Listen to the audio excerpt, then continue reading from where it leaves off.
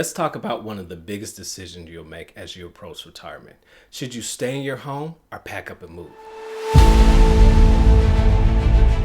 Let's go, Uncle Money.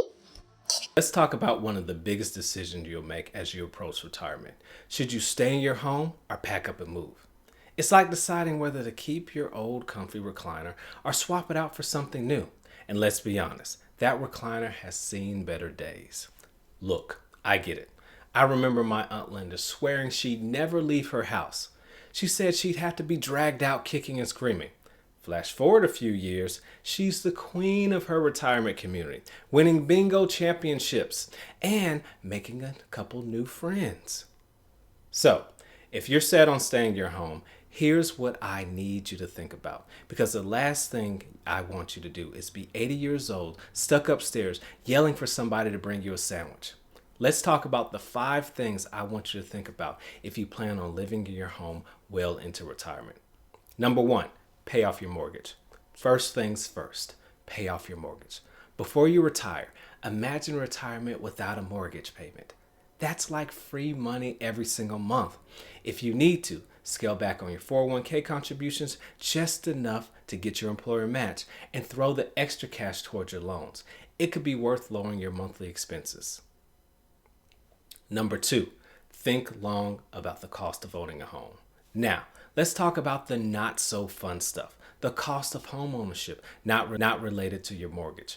Property taxes, insurance, maintenance, that HVAC unit. It's old enough to vote, and it's probably time for you to upgrade before it quits on you in the middle of July. Make sure you can cover these costs, knowing that they will increase with inflation. Number 3, remodel for your future self. Make your home age-friendly. Think about grab bars, non-stick flooring. Hot take, consider a stair lift. Will it make your home seem like an amusement park? Maybe. Will your future self thank you? Absolutely. Number 4, avoid social isolation.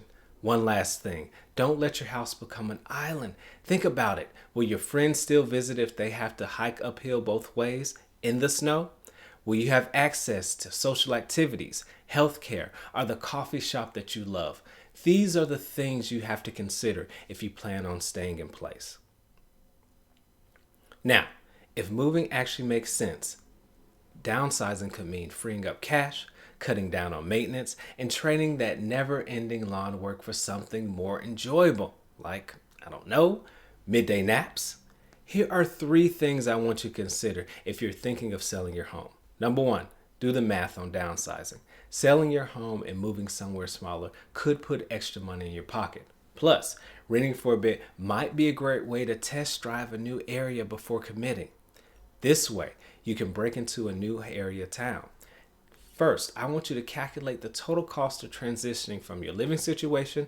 Have a family, a friend member, or a financial planner look over the math to see if that makes sense for you. Number 2, move while you can. If you wait too long, moving gets harder, physically and emotionally. Moving in your 60s or 70s means you still have time to settle in, make new friends. Speaking of which, consider a family or friend move. Living near or even with a family or friend can be a game changer. And if you're thinking, I don't want to live with anybody this age, it's more common than you think. There are even websites like silvernest.com where it's basically roommate matching service for 50 plus crowd, like Tinder, but for sharing houses. At the end of the day, your home should be a place of peace, not a financial burden. Whether you stay or move, make sure your retirement plan supports a stress-free life. Oh, and one more thing, memories travel with you. It's not the walls that matter, it's the people inside them. If you would like a financial planner to help you with analyzing whether you should or should not move, please click in the description below. So, what's your retirement plan? Are you staying put or packing up? Drop your thoughts in the comments, and don't forget, subscribe and hit the notification bell so that you don't miss any more retirement tips as you prepare for retirement. See you next time. I'm talking about the Benjamins, baby. So what's the real deal about moving? When people think about staying in their home, when people think about whether they should downsize, these are very technical decisions. Folks have to think about what is the price of other living situation, because sometimes you've stayed in your home so long that the cost of living there is not even comparable to what's out there in the market. You also have to think about what I mentioned, social isolations. What do you plan on doing on a day in and day out basis? Do you plan on walking in the park? Do you plan on going to your coffee shop? Does your home actually fit what you're trying to do?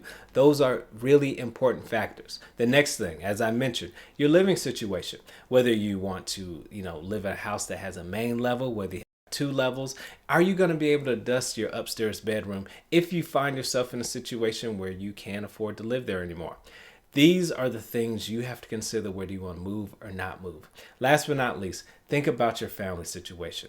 Are you going to have family close by just in case they can help? Do you care about that? Do you want to be closer to your grandkids? These are factors we have to discuss and consider when you think about moving, and that's the real deal.